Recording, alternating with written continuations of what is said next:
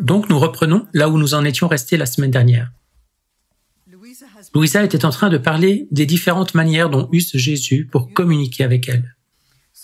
Et le paragraphe que nous allons commencer maintenant va traiter du dialogue intellectuel, c'est-à-dire qui a lieu dans l'intellect. Et Louisa écrit « Ce sont donc les deux façons dont l'âme semble sortir du corps, et c'est dans ces deux façons dont l'âme sort que Dieu me parle. » L'expression « sortir du corps » signale donc une expérience extracorporelle, et c'est ce que Louisa vit presque quotidiennement, de manière tout à fait exceptionnelle. Cette façon de parler, Jésus la qualifie lui-même de parole intellectuelle. Il s'agit donc d'une communication qui passe directement dans l'intellect. Je vais essayer de l'expliquer, l'âme ayant donc quitté le corps et se trouvant devant Jésus. Dans le monde des esprits, il n'y a pas besoin de mots. Quiconque a déjà vécu une expérience de mort imminente vous dira qu'une fois dans le monde des esprits et que vous avez une question en tête, vous obtenez une réponse.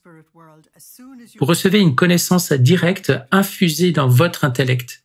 Et c'est ce qu'elle ressent lorsqu'elle fait une expérience extracorporelle, ce qui signifie qu'elle se trouve bien dans le monde des esprits. Louisa continue. Elle n'a pas besoin de mots pour comprendre ce que le Seigneur veut lui dire. L'âme n'a pas non plus besoin de parler pour se faire comprendre. Le problème de trouver les bons mots pour s'exprimer n'existe qu'ici, sur la terre. Mais l'âme passe par l'intellect. Ô combien nous nous comprenons quand nous sommes ensemble. Elle n'aura de cesse de nous répéter que ce qu'elle a compris là-bas, elle ne trouve pas les mots pour le communiquer lorsqu'elle revient. Et c'est un problème que d'autres mystiques ont également rencontré. D'une lumière qui me vient de Jésus dans mon intellect, vous saurez grâce au volume suivant que cette lumière, c'est la volonté divine. C'est le Seigneur qui l'infuse directement en elle. Et tous les autres mystiques et saints l'ont également appelée lumière. Et c'est pourquoi le processus s'appelle illumination. D'une lumière qui me vient de Jésus dans mon intellect, je sens s'imprimer en moi tout ce que mon Jésus veut me faire comprendre. C'est ce qu'on appelle la connaissance infuse. Cette voix est très haute et sublime. Et la raison pour laquelle vous diriez cela est qu'il n'y a aucune possibilité d'interférence de la part des choses terrestres ou de vos propres désirs, humains ou émotions, ou quoi que ce soit d'autre. C'est pur et c'est direct. À tel point que la nature humaine peut difficilement s'adapter pour l'expliquer avec des mots. C'est son problème quand elle revient. Elle peut à peine donner quelques idées. Cette façon qu'a Jésus de se faire comprendre est extrêmement rapide. Référence à 2 Corinthiens 12, versets 1 à 4. Tout ce qui est dans l'esprit est rapide, instantané. Tout dans ce que Jésus appelle dans les volumes supérieurs le bas monde, c'est-à-dire ici-bas sur terre, tout est lent. Et vous ne pouvez même pas obtenir la communication si vous composez un numéro. En un seul instant, dit Louisa, on apprend beaucoup de choses sublimes, plus qu'en lisant des livres entiers. Ce témoignage a également été donné par d'autres mystiques. Vous apprendriez en 1 minute ce qu'il vous faudrait 4 ans pour étudier. Oh, quel maître ingénieux que Jésus! En un seul instant, il enseigne tant de choses qu'il faudrait des années entières à quelqu'un d'autre s'il y parvient, parce que le maître terrestre n'a pas le pouvoir d'attirer la volonté de son disciple. Remarquez bien cela, l'enseignant terrestre ne peut que transmettre des informations à votre intellect, mais il ne peut pas vous amener à les accueillir. Il peut vous les offrir, mais il ne peut pas vous amener à les recevoir, ou d'infuser des choses dans son esprit sans effort ni labeur. On constate à chaque fois qu'il s'agit bien de connaissances infusées, de science infuse. Mais pas avec Jésus, dit Louisa. Sa douceur, l'amabilité de ses gestes, la suavité de sa façon de parler sont si grandes, et puis il est si beau. Dans tous ses écrits, elle décrit Jésus comme le plus beau. Bien sûr, la beauté est complètement incomprise dans notre société et par la façon dont la télévision, les médias projettent ce qu'on appelle la beauté. Une personne peut être très ordinaire selon la description qu'en fait le monde, Mais la beauté est quelque chose qui vient de l'intérieur et qui rayonne vers l'extérieur. Il s'agit donc d'une chose bien plus importante que d'avoir de belles pommettes et d'avoir un visage bien équilibré pour impressionner les gens. Mais il est étonnant de voir à quel point les gens sont attirés par une personne dont l'être intérieur rayonne à travers son visage. Et ils sont en fait très attirés par une telle personne. Ils ne voudraient peut-être pas la qualifier de belle, et pourtant, c'est le seul mot qui convient.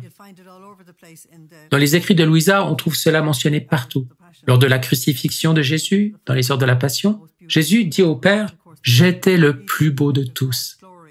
Car bien sûr, toute la lumière rayonnante de la gloire de Dieu brillait à travers lui. La beauté est donc cette chose intérieure qui rayonne.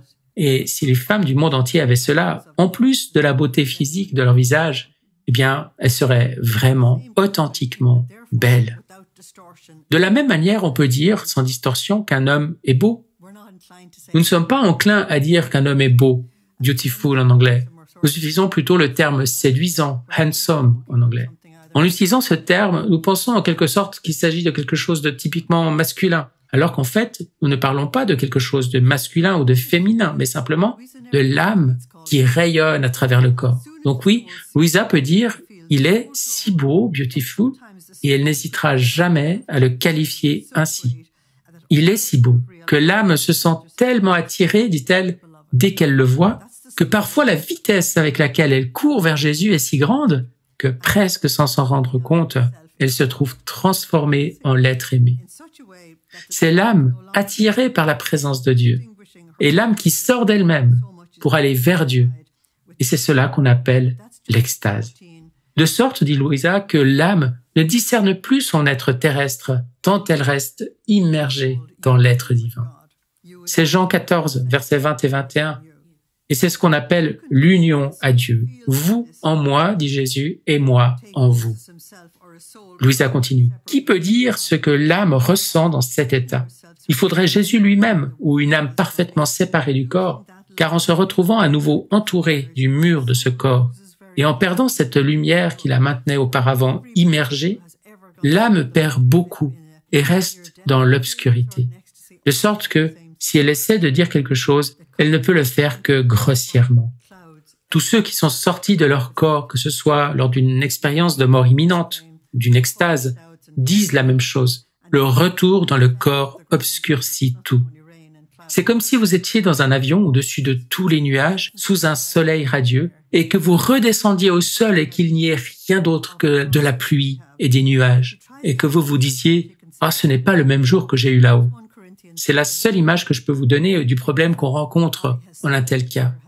Donc si elle essaie de dire quelque chose, elle ne peut le faire que très grossièrement.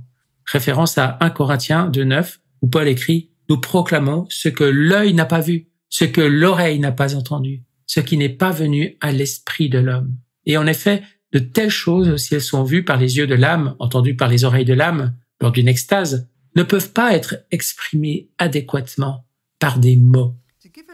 Louisa continue. Pour donner une idée, je vous propose d'imaginer un aveugle de naissance qui n'a jamais eu le privilège de voir ce que contient l'univers entier et qui, pendant quelques minutes, reçoit le privilège d'ouvrir les yeux à la lumière et de voir tout ce que contient le monde. Le soleil, les cieux, la mer, les nombreuses villes, les nombreuses machines, les variétés de fleurs et les nombreuses autres choses qui se trouvent dans le monde et qui, après ces quelques minutes de lumière, retournent à la cécité d'avant. Pourrait-il alors décrire distinctement tout ce qu'il a vu? Bien sûr, la réponse est non, car il a vu trop de choses en si peu de temps. Cela ne signifie pas qu'il n'a pas vu juste, mais qu'il n'a pas vu assez longtemps. Il pourrait en donner les grandes lignes et dire quelque chose de manière confuse. Dans les 4 premiers volumes, c'est ce que Louisa dit tout le temps. Je ne peux le dire que de manière confuse. Or, il se passe quelque chose de semblable, dit Louisa, lorsque l'âme se trouve séparée, puis ramenée dans le corps. Je ne sais pas si je dis des absurdités. Dans notre langue, nous dirions « je ne suis pas sûr d'être clair ». Mais de même que ce pauvre aveugle ne resterait qu'avec la douleur de la vue perdue, de même pour l'âme, elle vit en gémissant et presque dans un état violent parce que l'âme se sent toujours fortement attirée vers le bien suprême. Référence à Matthieu 11:12. Le royaume de Dieu souffre violence et les violents ou les vaillants s'en emparent par la force. Le désir que Jésus reste dans l'âme est si grand que l'âme voudrait rester toujours attirée en son Dieu. Mais cela n'est pas possible. Et donc elle vit comme si elle vivait au purgatoire. Et Louisa n'exagère pas ici. D'autres saints ont également témoigné qu'après avoir été ravis en extase avec le Seigneur, la douleur de devoir continuer la vie quotidienne avec toutes ces mesquineries et ces petitesses et le péché de tous ceux qui vous entourent et tout le reste devient presque insupportable. Et le seul terme qui peut donner une idée de leur expérience, c'est de parler de purgatoire, ce qui signifie une souffrance terrible. Mais ils utilisent le mot purgatoire aussi parce qu'il contient l'idée qu'ils reverront le Seigneur. S'ils disaient enfer, cela signifierait que le Seigneur ne sera jamais revu. Et donc, en disant purgatoire, ils utilisent le bon terme. J'ajoute que l'âme n'a rien en propre dans cet état. En d'autres termes, c'est le Seigneur qui accomplit cela. Et comme elle le dit, tout est l'œuvre du Seigneur.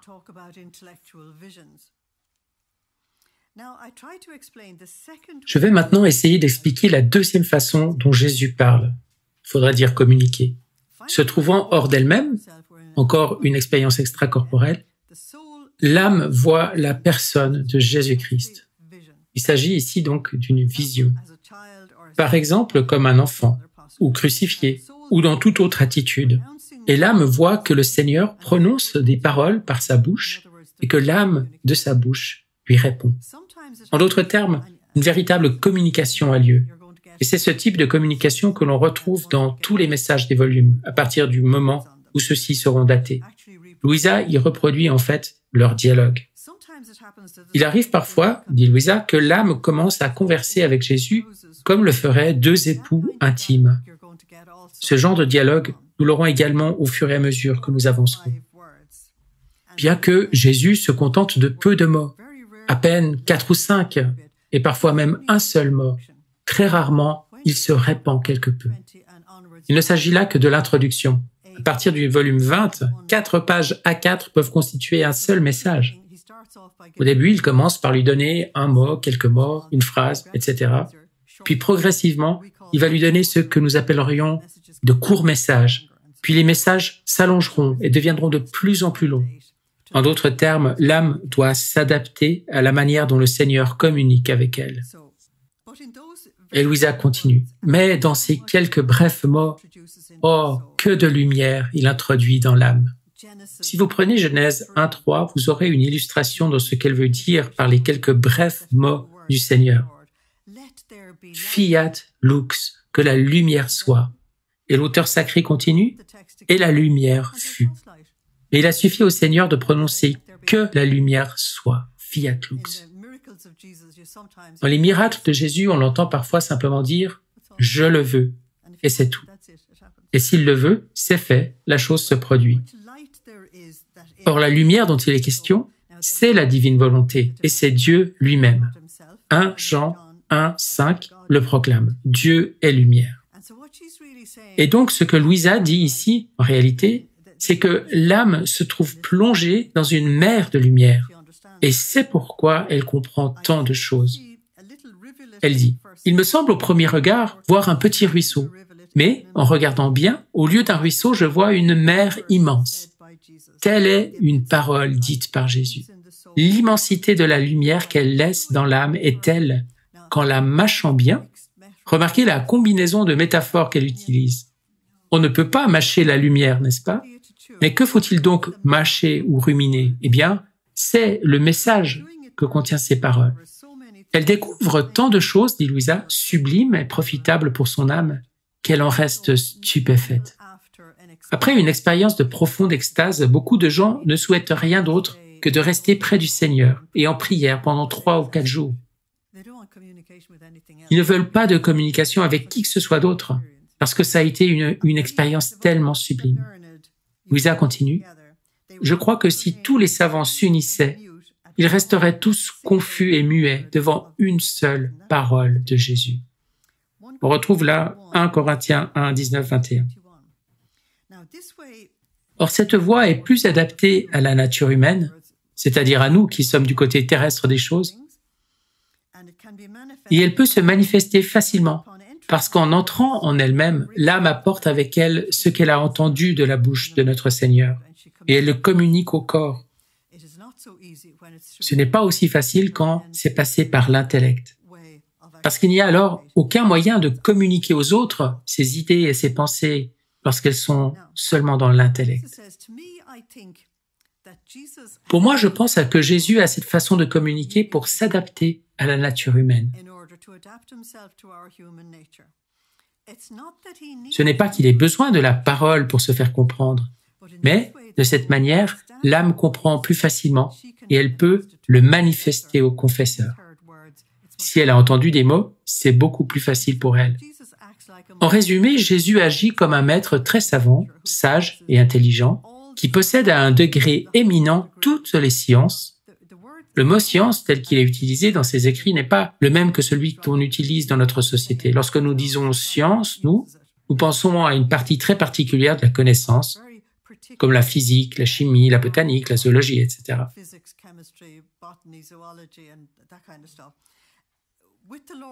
Pour le Seigneur, science est la traduction d'un mot qui signifie connaissance avec compréhension.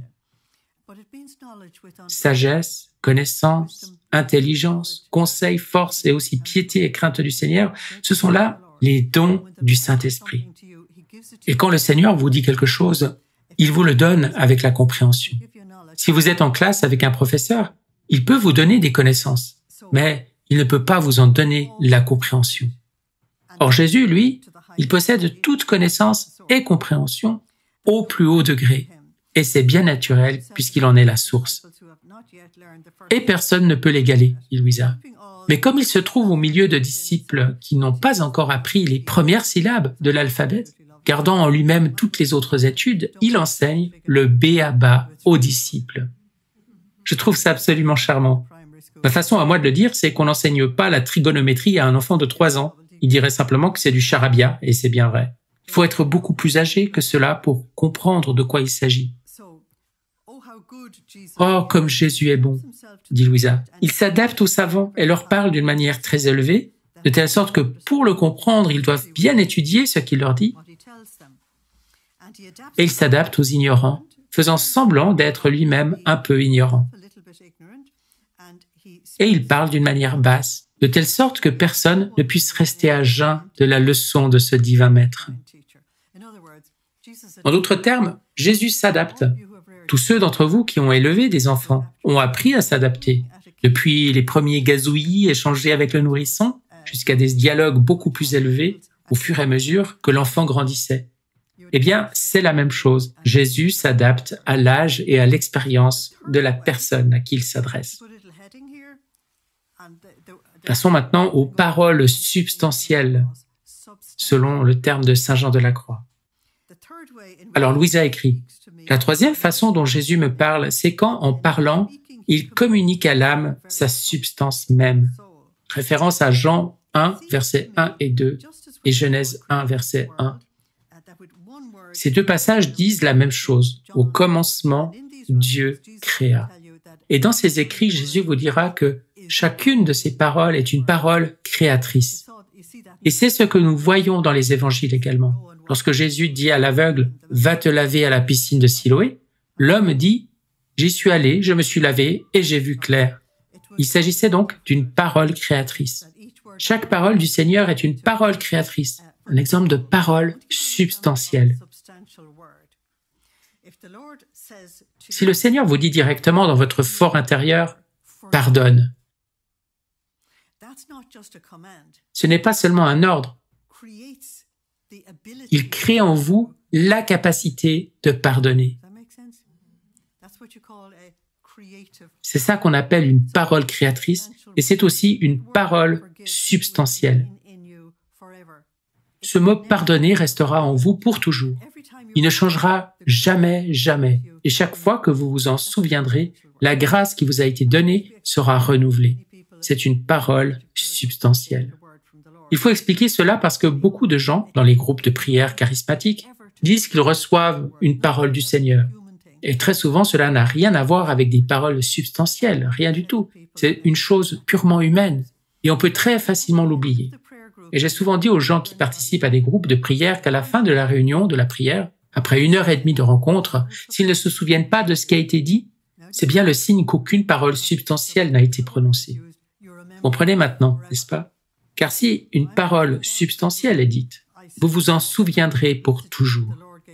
Comprenez-moi, je ne suis pas en train de dénigrer les groupes de prière. Il m'arrive encore de parler des messages que le Seigneur a donnés à un groupe d'entre nous à Benburb en 1973. Je peux encore les entendre, je peux encore sentir ce que le Seigneur disait. Et je sais que cela va se produire. Car voyez-vous, une parole substantielle est là pour rester. Tout ce que j'essaie de faire ici, c'est d'illustrer que si la chose ne reste pas, ce n'est donc pas une parole substantielle. C'est aussi simple que ça. Très souvent, nous essayons d'aider quelqu'un et nous y mettons notre propre substance sans nous en rendre compte. Et s'il s'agit d'une parole substantielle, vous savez qu'elle vient de l'extérieur et qu'elle a un pouvoir incroyable. Donc Jésus communique ici avec la substance même de l'âme, d'où l'adjectif substantiel. Louisa continue. Il me semble que, de même que lorsque le Seigneur a créé le monde, il a tout créé d'un seul mot. De même, puisque sa parole est créatrice, dans l'acte même où il prononce le mot, il crée dans l'âme la chose même qu'il dit. C'est exactement ce que je viens de vous dire. Par exemple, Jésus dit à l'âme, « Vois comme les choses sont belles, mais ton œil aura beau parcourir la terre et le ciel, jamais tu ne trouveras une beauté semblable à la mienne. » À ces paroles de Jésus, l'âme sent entrer en elle quelque chose de divin. Vous voyez la différence? Quelque chose de divin est entré. L'âme reste ainsi attirée par cette beauté et perd en même temps l'attrait pour toutes les autres choses. Ainsi, la parole substantielle produit un changement à l'intérieur de vous. Aussi belles et précieuses soient ces choses, elles ne font aucune impression sur l'âme. Ce qui reste là, fixé en elle, et presque transmué en elle, c'est la beauté de Jésus. Elle pense à cette beauté, elle se sent investie de cette beauté, et elle en reste tellement amoureuse que si le Seigneur n'opérait pas un autre miracle, son cœur se briserait, et l'âme rendrait son dernier soupir par pur amour pour cette beauté de Jésus.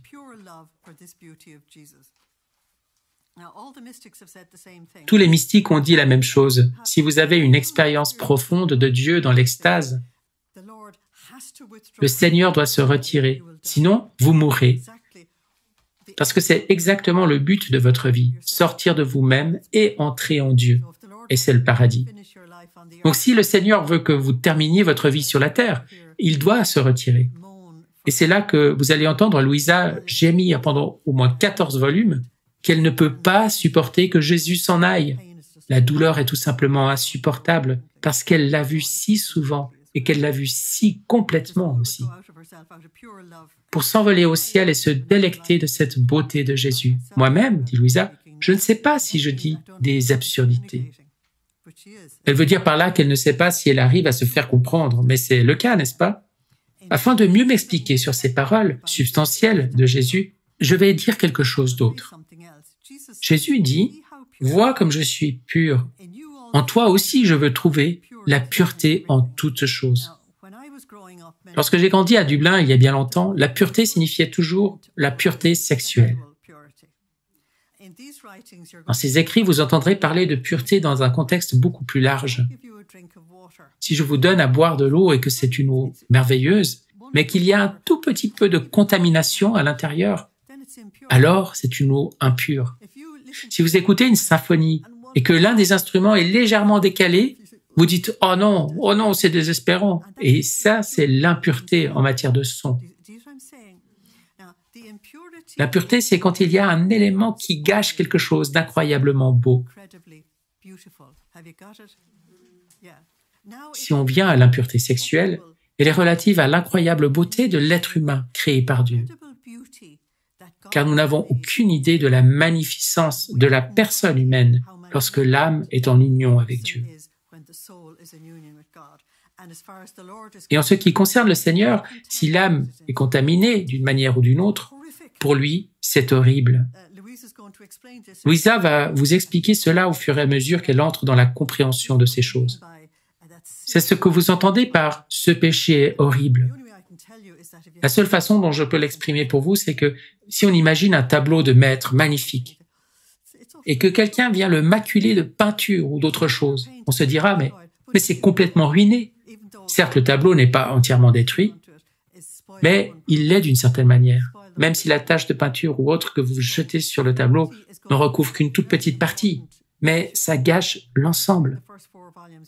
La pureté sera donc une question très importante, en particulier dans les 4 premiers volumes où sont posés l'ensemble des fondations.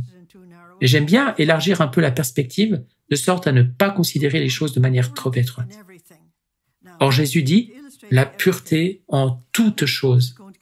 Je vais maintenant illustrer ce qu'il y a derrière ce « toutes choses ». L'une des choses auxquelles il va accorder une attention tout à fait considérable, c'est la pureté d'intention. Puis-je vous donner un exemple d'une intention impure? J'utilise délibérément le terme impur pour que vous compreniez que cela va plus loin que ce que vous avez en tête, déjà entendu. Si je vous dis à tous que je vais jeûner demain, vous vous direz « Oh, n'est-ce pas formidable? Elle fait quelque chose de vraiment très sain. » Et au fond de moi, je me dirais « Oui, je vais bien perdre quelques kilos. » Le fait même que je me dise en moi-même que je pourrais bénéficier de ce jeûne signifie qu'il s'agit d'un acte impur. Dans un tel cas, vous feriez mieux de manger normalement vos repas, car vous n'allez ni perdre du poids, ni gagner quoi que ce soit d'autre. Vous avez tout perdu. C'est impur. Vous constaterez que l'une des choses que Jésus condamne le plus, c'est l'hypocrisie. Lorsque vous lisez Matthieu 15, Matthieu 23, vous le voyez s'en prendre bec et ongles aux scribes et aux pharisiens. Pourquoi? À cause de l'impureté de leur façon d'adorer Dieu. Oui, vous avez bien entendu, leur impureté. Ils avaient les bons vêtements, ils avaient le bon travail, ils faisaient les bonnes actions, mais ils se servaient eux-mêmes et se rendaient très riches et très puissants, et finalement, ils ne glorifiaient pas Dieu. C'est de l'impureté à un niveau très profond.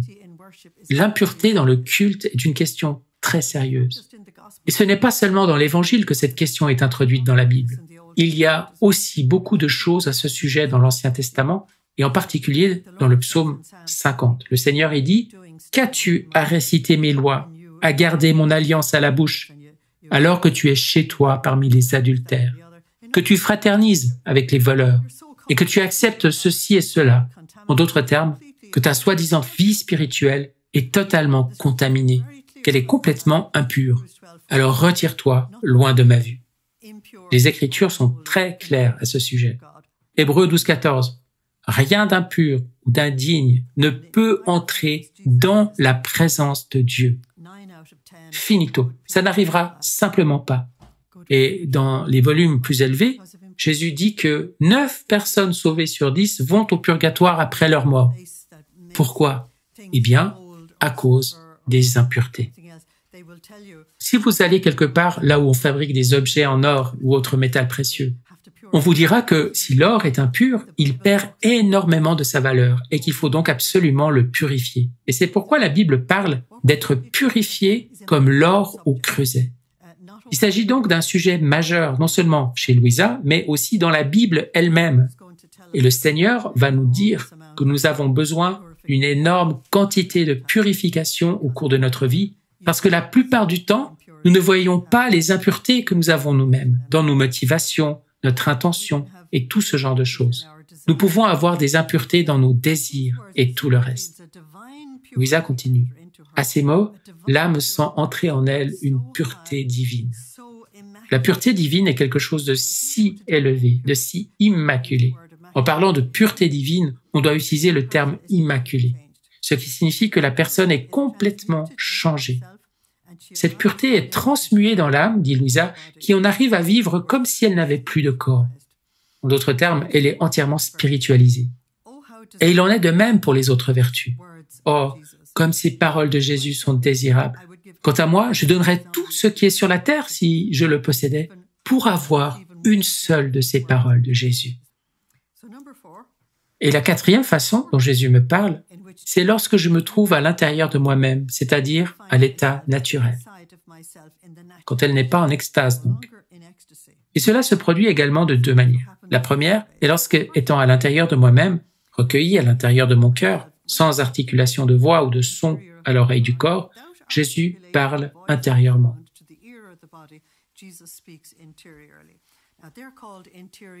C'est ce qu'on appelle les locutions intérieures, et c'est assez courant chez les personnes qui vivent une vie spirituelle. Il n'est pas rare, lorsque vous parlez à des personnes spirituelles, qu'elles disent « Le Seigneur m'a dit ». Et ils utilisent ces mots qu'ils n'ont peut-être pas entendus comme des mots distincts, mais le message a été communiqué très clairement. C'est un fait assez courant. La seconde, dit Louisa, est la façon dont nous le faisons nous-mêmes. En d'autres termes, il y a des mots. Et cela se produit parfois même lorsque je suis distraite ou que je parle avec d'autres personnes. C'est donc avec ses oreilles du corps qu'elle entend ces mots. Mais une seule de ces paroles suffit à me faire réfléchir si je suis distraite, à me donner la paix si je suis troublée, et à me consoler si je suis affligée. Ce qu'elle a fait là, en décrivant ces différentes manières de communiquer, est très utile. Et le prêtre s'était rendu compte qu'il fallait que ce soit expliqué en détail, parce que manifestement, Louisa avait une expérience de Dieu très profonde. En étudiant tous ces volumes, j'en suis arrivé à la conclusion que c'est l'évêque qui a dû insister pour que le prêtre lui pose la question, parce qu'alors l'Église s'est vraiment intéressée de très près à ce qui se passait avec elle. Tout ceci était un intermède dans le récit, et maintenant Louisa va reprendre son histoire là où elle l'avait interrompue quelques pages auparavant. Je reprends maintenant là où je me suis arrêté, et voici ce qui s'est passé. Le matin, j'ai communié, et dès que j'ai reçu Jésus, je lui ai immédiatement dit « Mon Seigneur, vois dans quelle tempête je me trouve. Je devrais te remercier d'avoir éclairé le confesseur en me donnant l'obéissance de souffrir. Mais au contraire, ma nature est si affectée que je reste moi-même confuse de me voir si mauvaise. » Ce terme « mauvaise », elle l'utilise souvent dans les premiers volumes. Le mot italien est « cattiva ». Et si vous le traduisez en anglais, ça donne quelque chose comme « méchante petite chose ». Parce que si elle était mauvaise dans le sens d'avoir commis des péchés, il n'y aurait pas d'union avec Dieu ni de volonté divine. On ne peut pas être en union avec Dieu et la volonté divine s'il y a du péché dans l'âme. Même un péché véniel, vous ne pouvez pas l'avoir.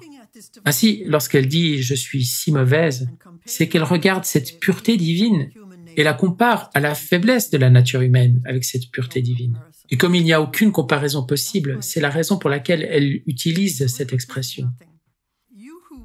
Elle raconte qu'elle avait dit au prêtre que le Seigneur voulait qu'elle reste au lit à peu près environ 40 jours parce qu'il voulait qu'elle souffre. C'est ce qu'elle avait compris. Et elle dit à Jésus qu'elle devrait le remercier parce qu'il a éclairé le confesseur en faisant qu'il lui donne l'obéissance de souffrir. Le prêtre lui a donc dit que c'était OK d'être une âme victime. Elle continue, « Mais tout cela n'est rien. Toi qui veux le sacrifice, tu me donneras aussi la force. » Le sacrifice consistant à rester alité. Et elle n'a aucune idée qu'elle va rester dans ce lit pendant 64 ans. Si elle le savait, elle ne pourrait pas le faire. Psaume 40, versets 6 à 8. « Tu ne voulais d'autres sacrifices. Alors j'ai dit, me voici, je viens. » De même, Hébreux 10, 5 à 7, toujours à propos du sacrifice. « Je viens faire ta volonté. » C'est le sacrifice de soi qui est demandé. Si vous ne pensez pas que ce soit un sacrifice de rester au lit pendant 64 ans, c'est que vous n'avez aucune idée de ce que c'est. Je pense que je serais devenue folle au bout d'une semaine. Et dans les volumes supérieurs, lorsqu'elle a besoin d'être un peu rassurée, il lui dit « Tout le monde sait qu'une personne en pleine santé ne peut pas rester au lit pendant toutes les années où tu y es resté. Et donc c'est forcément un miracle. C'est l'un des signes. Vous comprenez ? En se regardant dans un miroir, on voit notre reflet tel qu'il se présente à notre regard. Mais on ne voit pas, en fait, ce que les autres voient en nous regardant. Ils voient quelque chose de différent. Elle ne peut pas se voir elle-même.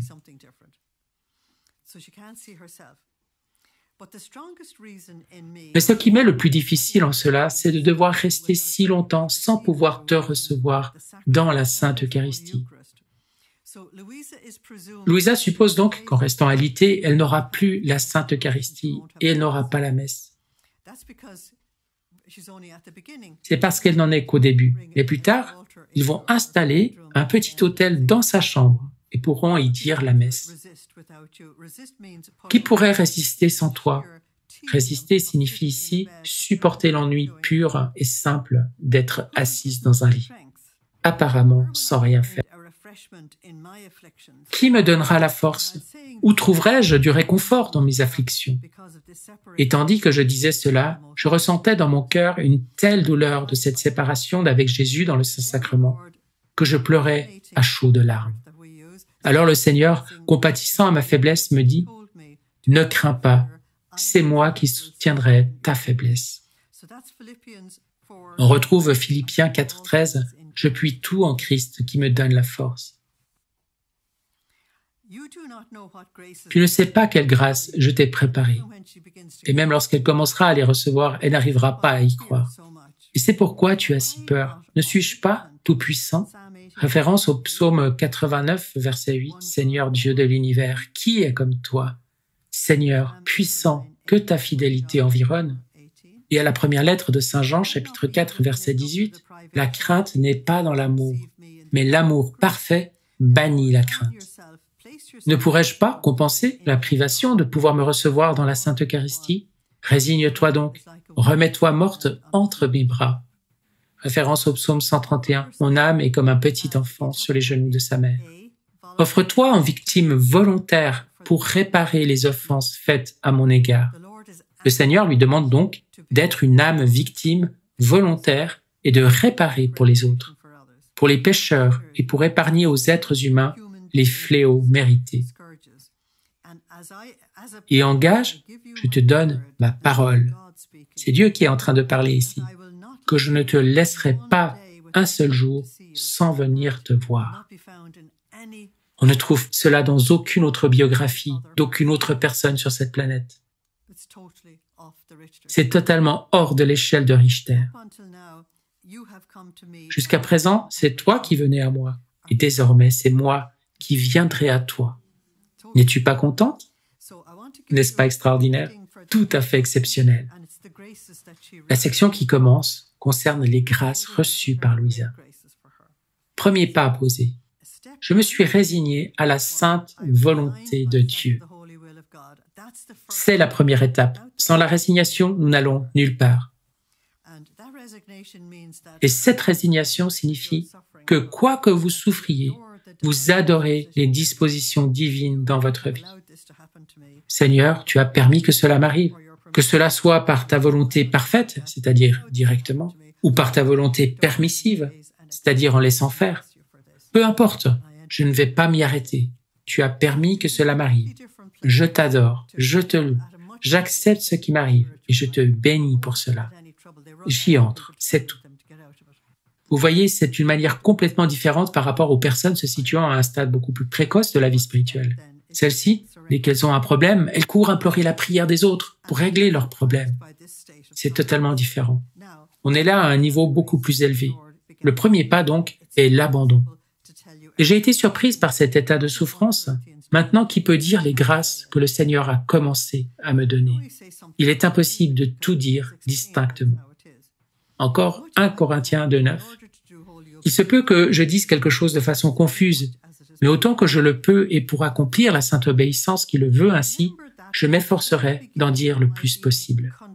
Je me souviens que dès le début de mon alitement continuel, mon amant Jésus se faisait voir très souvent, ce qu'il n'avait pas fait auparavant. Remarquez qu'elle l'appelle mon amant.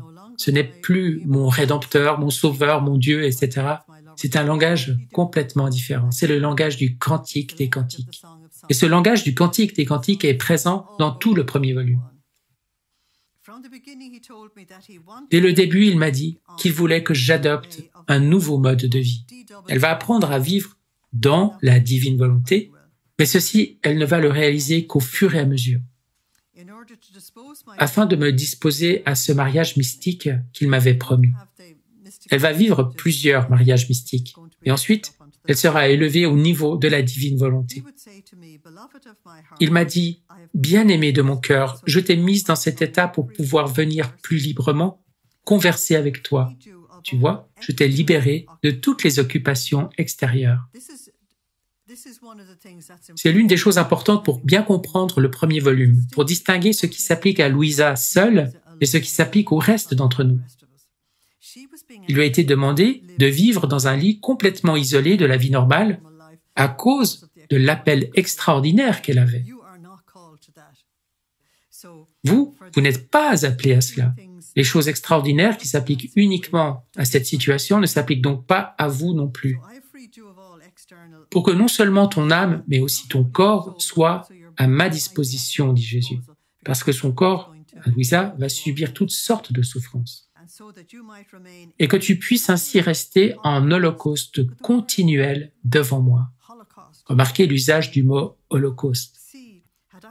Vois-tu, si je ne t'avais pas attiré dans ce lit, puisque tu devrais remplir tes devoirs familiaux et te soumettre à d'autres sacrifices, je ne pourrais pas venir si souvent et te faire participer aux offenses, tout comme je les reçois.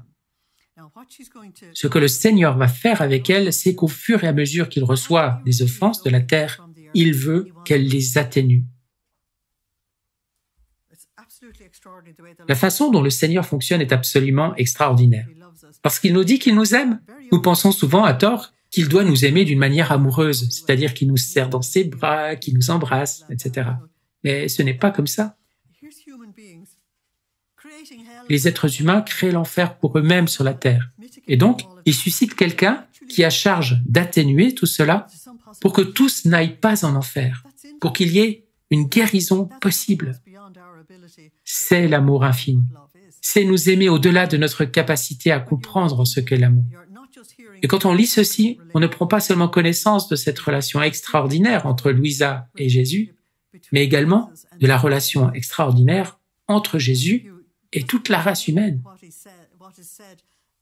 Et si vous vous souvenez de ce qui est dit dans l'heure de la Passion où Jésus est sur la croix, « À tout prix, je veux les sauver », il va donc amener Louisa jusque-là, jusqu'à cette position du « à tout prix, je veux les sauver ». Car il lui dit que sa vie doit être un miroir de la sienne en tout, ce qui est tout à fait extraordinaire. Et ainsi donc, tu partageras ces offenses, dit-il, tout comme je les reçois, c'est-à-dire chaque jour. Tout au plus, continue-t-il, devrais-je attendre que tu remplisses tes devoirs. Mais bien sûr, si Louisa n'était pas alitée, il devrait attendre qu'elle soit prête. Je ne sais pas si vous avez lu les écrits de Vasularidhan. Le Seigneur devait attendre que ses devoirs familiaux soient terminés, puis il lui disait « Viens maintenant ». Et c'est ce qu'il dit à Louisa. Si tu étais encore engagée dans la vie de famille et ce genre de choses, je devrais attendre que tes devoirs familiaux soient terminés, et alors nous pourrions parler. Mais vu qu'elle est alitée, il n'a pas besoin d'attendre. Mais maintenant, non, nous sommes libres, dit-il. Il n'y a plus personne qui puisse nous déranger et interrompre notre conversation. C'est ce qu'on appelle la solitude. La solitude signifie être seul avec le seul. Désormais, mes afflictions seront les tiennes, et les tiennes seront les miennes. Mes souffrances seront les tiennes, et miennes seront les tiennes. Mes consolations seront les tiennes, et miennes seront les tiennes. C'est l'essence même de l'âme victime. Nous unirons tout, tu t'intéresseras à mes affaires comme si c'était les tiennes, et je ferai de même avec les tiennes. Entre nous deux, il n'y aura plus de « ceci est à moi et cela est à toi ». N'est-ce pas fantastique? Jean 14, 20 et 21, « Vous en moi et moi en vous ». Tout sera commun des deux côtés. Référence à Matthieu 6, 33. Le prochain paragraphe peut être intitulé « Le désir d'intimité du Seigneur ». Parce que c'est bien ça l'amour. Dieu est amour et l'amour cherche toujours l'union et l'amour cherche toujours l'intimité. Sais-tu comment j'ai agi avec toi, dit Jésus, comme un roi qui veut parler à la reine, son épouse, et qui se trouve avec d'autres dames pour d'autres affaires. Alors que fait le roi? Il la prend et la fait entrer dans sa chambre. Il ferme la porte afin que personne n'aille interrompre leur conversation et entendre leurs secrets. Et ainsi, une fois seuls, ils se racontent leurs consolations et leurs afflictions. Si quelqu'un prudent venait à frapper, à crier derrière la porte et à les empêcher de s'entretenir en paix, le roi ne s'en offusquerait-il pas? C'est ce que j'ai fait pour toi. Et de même, je serais mécontent si quelqu'un voulait te retirer cet état. N'est-ce pas magnifique?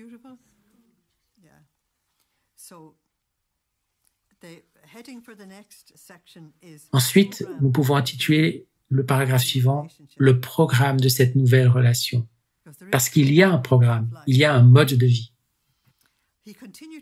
Louise a écrit « Il poursuivit en me disant « Je veux de toi une conformité parfaite, c'est-à-dire à 100%, à ma volonté. » La conformité parfaite signifie qu'il n'y aura pas de volonté propre, pas de plan personnel.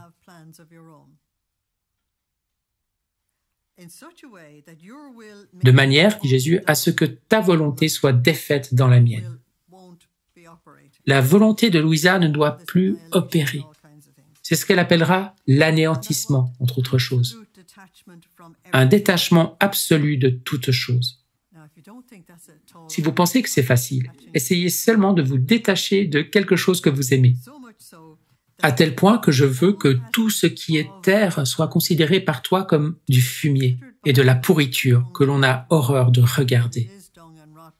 Cela ne veut pas dire que c'est du fumier et de la pourriture, mais il faut le considérer comme tel. Tout ce qu'il dit, c'est « tu dois me donner ton attention totale à 100%. » Et c'est bien tout ce que veulent tous les amants, n'est-ce pas? Aimerait-il que l'objet de leur amour soit distrait par d'autres relations? Non, ils ne le supporteraient pas. Ils deviendraient fous, n'est-ce pas? Et cela parce que même si l'on n'est pas attaché aux choses terrestres, continue Jésus, le simple fait de les avoir autour de soi et de les regarder jette une ombre sur les choses célestes. Voici quelque chose que les personnes bonnes doivent considérer. Et je présume que chacun dans cette salle est une bonne personne. Le simple fait d'être entouré de toutes ces choses terrestres vous affecte réellement. Je vais donc dire maintenant quelque chose que je ne répéterai probablement jamais, à savoir que, petit à petit, il faut laisser tomber la boîte noire. Elle fait des dégâts terribles à tout le monde. Une religieuse, je crois que c'était au XVIIIe siècle, a eu une vision. Et tout ce que l'Église comprenait de cette vision, c'est qu'elle était terriblement importante, mais personne n'en saisissait la signification exacte. Ils se sont dit, nous allons nous en souvenir, et ils l'ont mise par écrit. La vision était la suivante. Je vois une famille, un père, une mère et des enfants assis devant une boîte noire, et la boîte noire est en train de les détruire. La seule chose que l'Église savait, c'est que quelque chose allait être inventé pour détruire la vie de famille. Alors certes, il peut y avoir des choses utiles à la télévision, cette boîte noire, mais nous devons être très prudents. Car comme le dit le Seigneur, même si vous êtes détaché, cela peut vous affecter. Et cela peut vous affecter simplement en déposant une sorte de brume mondaine sur les choses qui vous fait perdre l'acuité de l'esprit. Et c'est très dangereux lorsque vous voulez vraiment entrer dans la divine volonté. Le simple fait de les avoir autour de toi, dit Jésus, et de les regarder, jette une ombre sur les choses célestes. Parce que toutes les choses, et même les informations, la seule chose que je regarde à la télé, ce sont les infos, sont contaminées. Elles sont totalement contaminées par une pensée mondaine qui est complètement contraire à la façon dont le Seigneur veut que nous pensions. Et en même temps, on a quand même besoin de savoir ce qui se passe sur la planète. Et empêcher que se produise le mariage mystique que je t'ai promis. De plus, je veux que, tout comme j'ai été pauvre, tu m'imites dans la pauvreté. Il n'y a rien de plus pauvre que de s'asseoir dans un lit et de ne rien posséder. Et vous n'avez aucun contrôle sur l'eau, sur la nourriture ou quoi que ce soit d'autre qui vous arrive. Tu dois te considérer dans ce lit comme une pauvresse. Et désormais, elle se qualifiera justement de pauvre petite. Les pauvres se contentent de tout ce qu'ils ont et ils me remercient d'abord, puis leur bienfaiteur. Il en va de même pour toi. Accepte tout ce qui t'est donné sans demander ceci ou cela. Oups! Essayez de faire ainsi. Et on vous cuisinera les seuls plats que vous n'aimez pas. Et on vous offrira les seules choses que vous ne voulez pas. Et ainsi de suite. Et cela vous mettra vraiment à l'épreuve. Et c'est ainsi que vous saurez vraiment où vous en êtes. Pas de volonté propre, c'est ce qu'il demande ici. Et il y a une devise que vous devez adopter une fois que vous commencez ce voyage dans la divine volonté. C'est une devise aussi claire que la lumière du jour. Non pas ma volonté, mais que ta volonté soit faite. Ainsi, chaque fois que quelque chose vous contrarie, se met en travers de vous, que quelque chose vous dérange, essayez de redire cette formule le plus vite possible. Non pas ma volonté. Non pas ma volonté.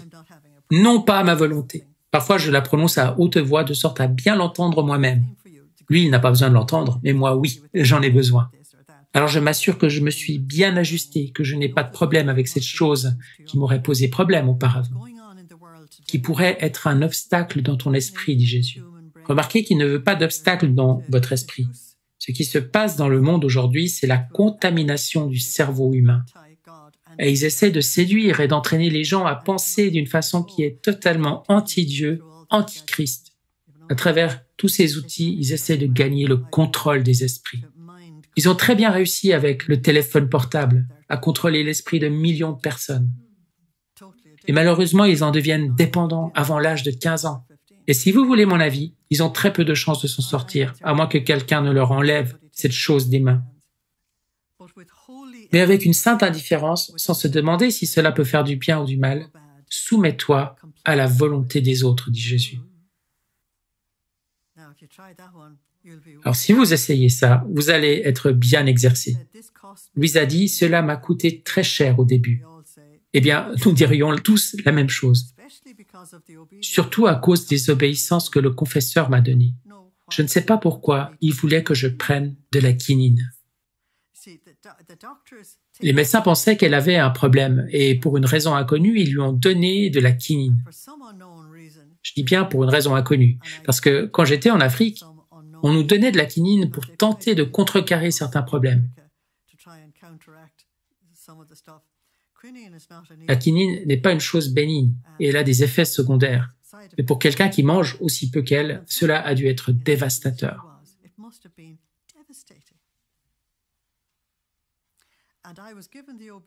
Et j'ai reçu l'obéissance qu'autant de fois que je vomirais, parce que son estomac, elle ne supportait pas ça, autant de fois je devais reprendre de la nourriture. La quinine m'ouvrait l'appétit et parfois je me sentais très affamé. Je prenais de la nourriture. Et dès que je l'avais prise, et parfois au moment même où je la prenais, à cause des vomissements continus, j'étais obligé de la rendre et je restais avec la même faim qu'avant. Le mot pauvre que Jésus m'avait dit ne me faisait pas oser demander quoi que ce soit. Et j'avais moi-même honte de demander, me disant « Que dira la famille? Elle vient de vomir et maintenant elle veut manger ?» Ce qu'elle commence à apprendre, c'est ce qu'est le long jeûne d'être une âme victime. Et elle le décrit si simplement. Quelqu'un d'autre vous dirait pompeusement que cela ne soulage pas la douleur, que le jeûne vous coûte.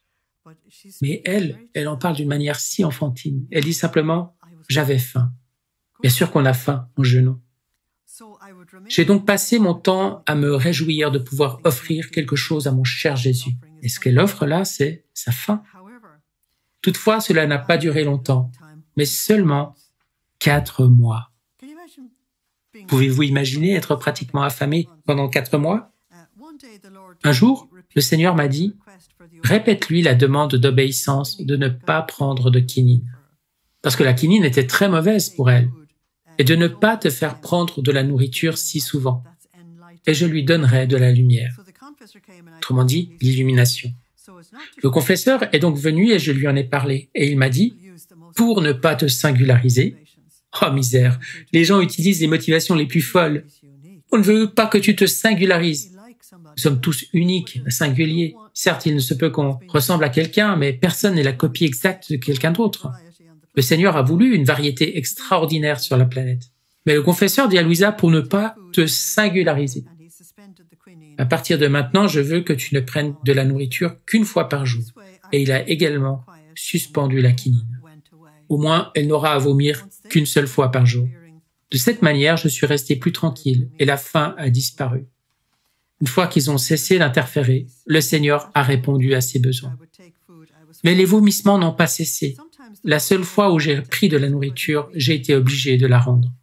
Parfois, le Seigneur m'a dit de demander l'obéissance de ne pas manger, mais le confesseur ne m'a jamais donné cette obéissance. Il me disait, « Cela ne fait rien si tu vomis, c'est une mortification de plus. » J'en parlais au Seigneur et il me disait, « Je veux que tu lui poses la question, mais avec une sainte indifférence, je veux que tu suives ce que l'obéissance te dira. » L'obéissance ici, c'est le prêtre, bien sûr. Et c'est ce que j'ai continué à faire. Quand environ 40 jours se furent écoulés, cela fait environ 6 semaines. Je ne sais pas comment vous réagiriez à cela. Je serais déjà devenue folle, pas vous? Que je considérais, selon cette parole du Seigneur, pour un certain temps, elle avait cru qu'elle ne devait rester au lit que 6 semaines environ.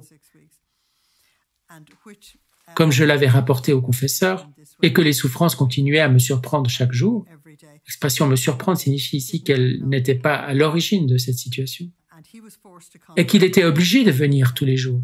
Le confesseur a commencé alors à me donner l'obéissance de ne plus rester dans cet état. Le prêtre commence à en avoir assez de devoir venir chaque matin pour faire un signe de bénédiction sur cette femme, afin qu'elle puisse revenir à elle. Et il ajouta que si je tombais dans les souffrances, il ne reviendrait plus. Là, il formule une menace. Mais le prêtre ne se rend pas compte que c'est au Seigneur qu'il s'oppose et non pas vraiment à Louisa. La prochaine section pourrait s'intituler « Le coup d'être alité » parce qu'il faut savoir que cela lui a vraiment coûté. Pour ma part, je me sentais tout à fait prête à obéir. Ma nature voulait surtout se libérer du fait d'être continuellement au lit, car ça devait être tellement ennuyeux, tellement pénible. Qui, pour beau qu'il soit, était toujours le lit. Et que devoir se soumettre à tous, même dans les choses les plus répugnantes et nécessaires à la nature. En restant au lit, elle devait, par exemple, y être lavée, changée, etc. Et être obligée de le dire aux autres est un vrai sacrifice. Ainsi, la nature, c'est-à-dire sa nature humaine, s'est sentie toute consolée de recevoir cette obéissance. Tandis que mon âme était prête à faire l'obéissance et prête à rester au lit si le Seigneur le voulait, parce que j'avais commencé à expérimenter à quel point il avait été bon avec moi, et que la vraie résignation, c'est changer la nature des choses et convertir l'amertume en douceur. Souligner cette phrase en vert, blanc et or, c'est vraiment pour vous et moi. Cela vient de son expérience, mais c'est donné pour nous tous. Si nous sommes résignés au Seigneur, ce qui est amer en tant qu'expérience, le Seigneur le changera. Rien que par votre résignation, il transformera l'amertume en douceur. Lorsqu'il m'a donné l'obéissance de ne plus rester au lit, j'ai commencé à résister. On lui dit maintenant de sortir du lit. Et j'ai dit au Seigneur, « Mais que puis-je faire? Je ne peux plus rester, car l'obéissance ne le veut pas. » Elle veut dire par là que le prêtre ne le voulait pas. « Si tu le veux, donne la lumière au confesseur, et alors je serai prête à faire ce que tu veux. » Ainsi donc, non pas ma volonté, mais la tienne. Et j'ai passé toute la nuit à lutter contre le Seigneur. Vous vous souvenez du combat de Jacob avec l'ange?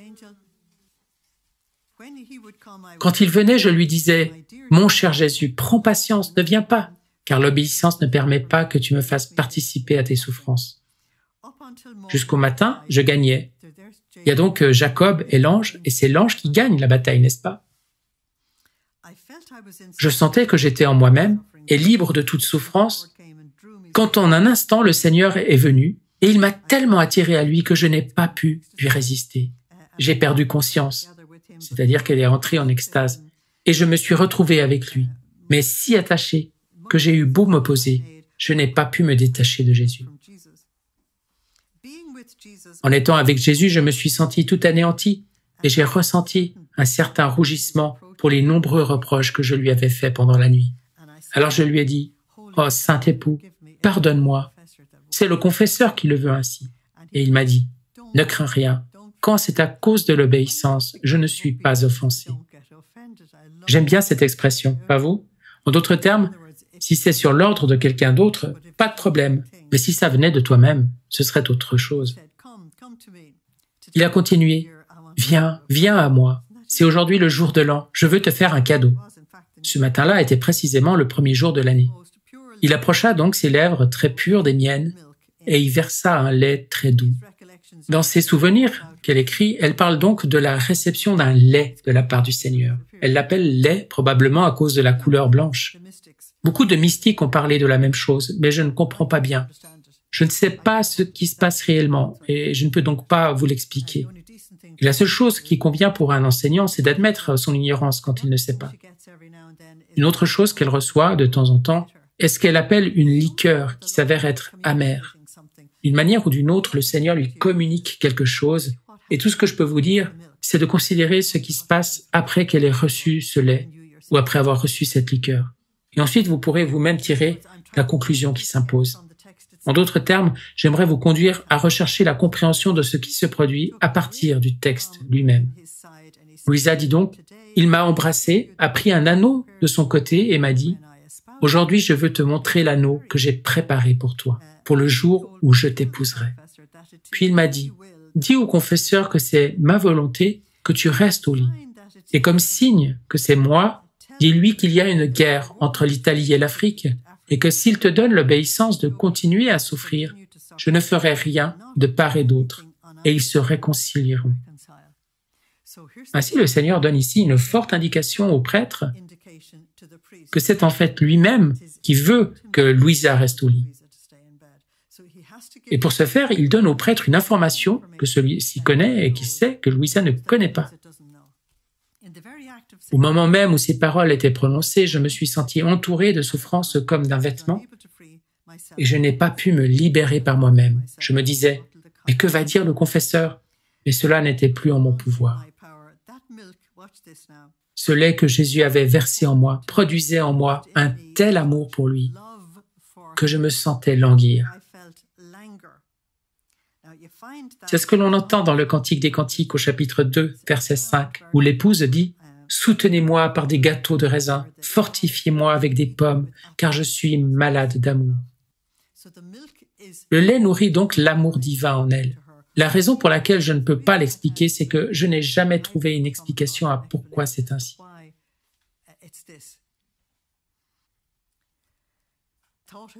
Mais une pensée vient de me venir à l'esprit, juste à l'instant. Et c'est manifestement quelqu'un qui essaie de m'aider à vous aider. Je n'y aurais jamais pensé. Mais ce que le Seigneur semble dire, c'est « Regardez une mère et son enfant. La toute première chose qu'elle fait, c'est de nourrir l'enfant avec du lait. Elle lui donne sa propre substance. » Et vous venez de lire que Louisa a dit « J'étais remplie de tant d'amour. » Or, ma substance, dit le Seigneur, c'est l'amour. Ainsi, de lui vient l'explication, simplement parce que j'ai admis la vérité de mon ignorance. Oui, c'est ce qu'il fait parfois pendant les cours. Il me donne directement ce qu'il faut. Donc Louisa ressent cet amour incroyable qui lui est donné, de sorte que je me sentais languir, dit-elle. Et j'ai ressenti une telle satiété et une telle douceur. Vous voyez? Et l'enfant aussi, après avoir tété le sein de sa mère. Que lorsque le confesseur est venu et m'a ramené de cet état et que la famille m'a apporté de la nourriture, je me suis senti tellement rempli que la nourriture ne descendait pas. En d'autres termes, ce remplissage de... Laissez-moi juste le temps d'écrire ce qui précède au cas où j'oubliais. Parce que si le Seigneur donne quelque chose, il ne faut pas l'oublier. Donc elle a été tellement remplie par le Seigneur que son corps n'a plus besoin de rien. Or cela va être sa réalité durant les 64 prochaines années. Il ne va cesser de la soutenir entièrement. Et ici, elle en fait l'expérience pour la première fois. Le titre de la prochaine section, c'est « Le prêtre obtient une preuve ». Mais pour me conformer à l'obéissance, qui le voulait ainsi, j'en ai pris un peu, et j'ai été immédiatement obligé de le rendre, et mélanger à ce doux lait que Jésus m'avait donné.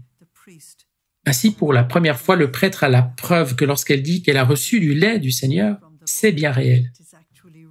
Regardez comme le Seigneur est bon. Vous ne pouvez pas vous attendre à ce que le prêtre comprenne quelque chose qu'il n'a jamais vu auparavant. Mais elle lui a dit qu'elle avait reçu du lait et qu'elle en était rassasiée, et maintenant, la nourriture est rendue avec le lait. Et Jésus, presque en plaisantant, m'a dit « Ce que je t'ai donné ne t'a pas suffi ?» Référence à Jean 6,35 où Jésus dit « Celui qui vient à moi n'aura jamais faim, celui qui croit en moi n'aura jamais soif. » Tu n'es pas encore satisfaite? J'ai rougi de tout mon corps, mais je lui ai immédiatement dit « Que puis-je faire? C'est l'obéissance. » J'aime la façon dont elle dit cela. Ce n'est pas mon problème, c'est le prêtre.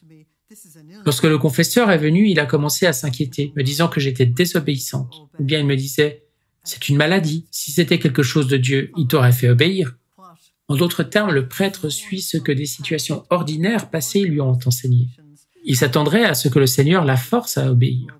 Et le Seigneur essaie d'amener le prêtre à s'ouvrir à quelque chose de complètement nouveau. Alors, au lieu d'appeler le confesseur, tu devrais plutôt appeler les médecins, disait-il. Quand il eut fini, je lui racontais tout ce que le Seigneur m'avait dit, comme je l'ai dit plus haut, et il m'a dit qu'il était vrai qu'il y avait bien une guerre entre l'Afrique et l'Italie. Puis il a dit, « Nous verrons bien si rien ne se passe. » Et c'est ainsi qu'il a été persuadé de me laisser continuer à souffrir. Elle a dû lui donner cette information pour essayer de lui dire qu'il se passe quelque chose de véritable. Après environ 4 mois, l'une des choses qui m'impressionne le plus, c'est la durée de ces épreuves. Le confesseur est venu me dire que la nouvelle était arrivée, que la guerre entre l'Afrique et l'Italie était terminée, sans qu'il y ait eu de dommages de part et d'autre. Ainsi, puisque le signe s'est révélé exact, la prophétie a été accomplie. Le confesseur s'est donc laissé convaincre et m'a permis de rester en paix. En d'autres termes, il avait reçu une véritable prophétie. Alors qu'elle a beaucoup de difficultés avec le prêtre, il faut en même temps avoir beaucoup de compassion pour lui. Parce qu'en effet, il n'a jamais été dans une telle situation auparavant. Comment pouvait-il être certain qu'il ne s'agissait pas d'une sorte de maladie mentale? Nous allons maintenant aborder les visites quotidiennes du Seigneur, car il lui avait promis de venir, n'est-ce pas? Et Louisa écrit, « Alors mon doux Jésus ne fit rien d'autre que de me disposer à ce mariage mystique qui m'était promis. Quand j'étais dans cet état, il me faisait voir, parfois 3 fois par jour, parfois 4, c'est absolument du jamais vu, et dire que le prêtre ne voulait pas qu'elle se singularise, selon ce qui lui plaisait. Et parfois, c'était un va-et-vient continuel.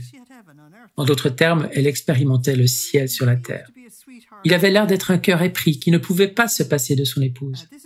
C'est ainsi que Jésus était avec moi. Et parfois, il en arrivait à me dire, « Tu vois, je t'aime tellement que je ne peux pas ne pas venir. » Il y a une manière charmante de considérer tout cela comme l'expression d'une authentique relation entre eux deux. Et d'un autre côté, du moment que vous réalisez qu'elle est en fait la seule personne sur la planète à l'aimer ainsi, vous ne vous étonnez pas qu'il vienne de la sorte, car il n'en revient pas que quelqu'un sur la planète puisse l'aimer comme cela. Et il va l'emmener plus d'une fois au ciel et dire aux saints, « Regardez comme elle m'aime. Personne d'autre ne m'aime comme ça. Absolument personne. Même pas vous, les bienheureux du ciel. Quand vous étiez sur la terre, ne m'avez-vous aimé comme ça. Je me sens presque agité, continue Jésus, en pensant que tu souffres pour moi et que tu es seul. Et c'est pourquoi je suis venu voir si tu as besoin de quelque chose. » C'est une véritable situation d'amoureux, n'est-ce pas? Et tout en disant cela, il soulevait lui-même ma tête, passait son bras autour de mon cou et me prenait dans ses bras. C'est le Cantique des Cantiques 2:6. Son bras gauche est sous ma tête et sa droite m'étreint. Et tout en me tenant ainsi, il m'embrassait. Et si c'était l'été et qu'il faisait chaud, il envoyait un souffle rafraîchissant de sa bouche, où il prenait quelque chose dans sa main et m'éventait. Essayez seulement d'imaginer. Puis il me demandait, « Comment te sens-tu? Tu ne te sens pas mieux ?» Je lui répondais, « En étant avec toi, de quelque manière que ce soit, on se sent toujours bien. » D'autres fois, il venait et s'il me voyait très faible à cause des souffrances continuelles, c'est pourquoi il lui avait dit qu'il viendrait très souvent s'il continuait avec elle. Surtout si le confesseur venait le soir, mon amant Jésus venait et en me voyant dans cet état de faiblesse extrême, au point que parfois je me sentais mourir, il s'approchait de moi et de sa bouche, il versait du lait dans la mienne. Encore référence au Cantique des Cantiques 2:4, où il me plaçait près de son côté et de là, j'aspirais des torrents de douceur. Référence au psaume 36:9, tu les abreuves au torrent de tes délices. Si le psaume dit que vous pouvez boire au torrent de ses délices, cela signifie que depuis les temps anciens, les gens savaient que si vous vous rapprochiez du Seigneur, ce sont les délices du ciel que vous goûtez réellement. Et ce qui est terrible, c'est que le monde a trompé des millions de personnes en leur faisant croire que des choses très basses et éphémères pouvaient les combler de plaisir. Mais ce n'est pas le cas. Ça ne les comble pas du tout. Mais Louisa, elle fait donc déjà l'expérience de ces torrents de douceur, de délices et de force. Et la force dont il est question ici est physique, mentale, émotionnelle et spirituelle. C'est tout cela ensemble. Et je me disais, je veux vraiment être ton tout. C'est le langage des amoureux, n'est-ce pas? Et aussi ta nourriture, pour l'âme et pour le corps. Cela signifie qu'il veut être lui-même son soutien, qui peut dire ce que j'ai éprouvé dans mon âme et dans mon corps, de ces grâces que Jésus m'a données. Si je voulais les raconter, je serais trop longue. Je me souviens que parfois, quand il ne venait pas assez vite, je me plaignais à lui, en disant « Oh, pitié, Saint-Époux, comment as-tu pu me faire attendre si longtemps ?» Et elle a probablement dû attendre 10 minutes tout au plus. Pour le reste d'entre nous, l'attente dure une vie entière. Je n'en pouvais plus, je me sentais mourir sans toi. Et tandis que je parlais ainsi, le chagrin que j'éprouvais était si grand que je pleurais. Il avait alors pitié de moi, essuyait mes larmes, il m'embrassait, m'étreignait et me disait « Je ne veux pas que tu pleures ». Référence à Isaïe 25:8 et Apocalypse 7:17 où il est écrit que Dieu essuiera toute larme de nos yeux. Et Apocalypse 21:4 où le Seigneur dit à nouveau qu'il séchera toutes nos larmes. En d'autres termes, que le chagrin prendra fin. Tu vois, je suis avec toi maintenant. Dis-moi ce que tu veux. Alors je lui disais, je ne veux rien d'autre que toi. Deutéronome 6:4, tu aimeras le Seigneur ton Dieu de tout ton cœur, de toute ton âme, de tout ton esprit et de tout ton être. Je ne veux rien d'autre que toi. Et alors seulement je cesserai de pleurer, quand tu me promettras de ne pas me faire attendre si longtemps. Et il me disait, oui, oui, je te contenterai. Alors nous allons nous arrêter ici pour ce soir. Et c'est magnifique, n'est-ce pas?